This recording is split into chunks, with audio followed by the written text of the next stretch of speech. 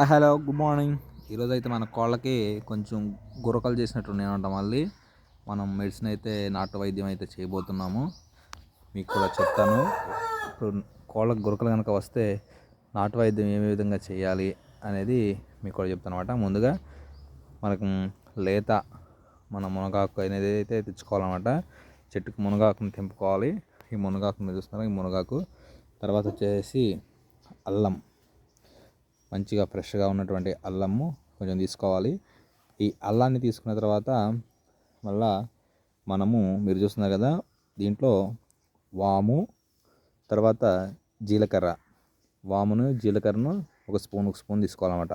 ఇది తీసుకున్న తర్వాత మిరియాలు, ఈ మిరియాలని కూడా తీసుకోవాలన్నమాట, నల్ల మిరియాలు. ఈ మిరియాలు కూడా మనకి కోడికి గురక తగ్గడానికి బాగా పనిచేస్తాయి అన్నమాట.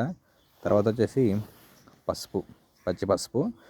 ఈ పసుపుని మనం ఒక టేబుల్ స్పూన్, చిన్న స్పూన్ తీసుకుని దంచి కోడికి ఈ మొత్తం అన్నీ కలిపేసి దంచేసి కోడికి గుండల లెక్క చుట్టి వేసేస్తే కోడి త్వరగా నయమైపోతుంది 3 రోజుల్లో.